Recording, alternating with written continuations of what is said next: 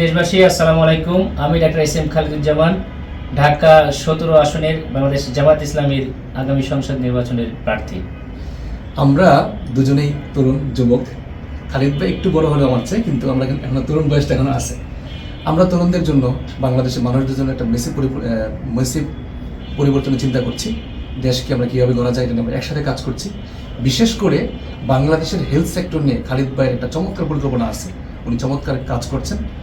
খালিদ ভাই একটু আপনি হেলথ সেক্টর নিয়ে যদি বলেন। ইনশাল্লাহ দেশবাসী, আমি নিজে একজন ডক্টর। সবচেয়ে বড় আমাদের ভবিষ্যৎ আশা হচ্ছে আমাদের আমির জামাত একজন প্রতিষ্ঠিত ডক্টর।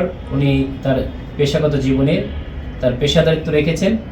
বাংলাদেশকে নিয়ে আমরা অনেক স্বপ্ন দেখি এবং বাংলাদেশকে উনি ভালোবাসেন। বাংলাদেশের হেলথ সেক্টরকে কেমন ভালোবাসেন তিনি তার নিজের জীবনের বিনিময়ে দেখিয়েছেন। তার যখন বাইপাস সার্জারি রাখলো, উনি বাংলাদেশের স্বাস্থ্য ব্যবস্থাকেই দাঁড় করাতে চান। সেজন্য তিনি বিদেশের সকল অফারকে বাদ দিয়ে দেশেই ট্রিটমেন্ট করেছেন এবং এদেশের ট্রিটমেন্টকে গণমানুষের জন্য কিভাবে একেবারে ফ্রি বা অতি অল্প মূল্যে করা যায়, বিশেষভাবে যারা আমাদের স্বল্প আয়ের লোক তাদের জন্য আমরা স্বল্প মূল্যে বা বিনামূল্যে চিকিৎসা দেওয়ার জন্য ব্রত ইনশাল্লাহ। আমাদের এই হেলথ সেক্টরে বিশেষ করে ঢাকা 17 আসনে ডিজি হেলথ, বক্ষব্যাধি হাসপাতাল, নেপসম সহ বেশ কয়েকটা, এই এলাকাটা একসময় শত শত একর জমি এই এলাকার যারা বসবাস করেন তাদের কাছ থেকে সরকার অ্যাকোয়ার করেছিল হেলথ ভিলেজ গঠনের জন্য। হেলথ ভিলেজ ঠিকই গঠন তারা করেছিল, কিন্তু সেই পর্যায়ের যে দেশের মানুষের সার্ভিস দেওয়ার যে তৈরি করা দরকার সেটা কার্যত হয়ে ওঠে নাই। বাংলাদেশ জামায়াতে ইসলামী ক্ষমতা আসলে বাংলাদেশের কোনো মানুষের চিকিৎসার জন্য বাইরে যাওয়া লাগবে না ইনশাল্লাহ।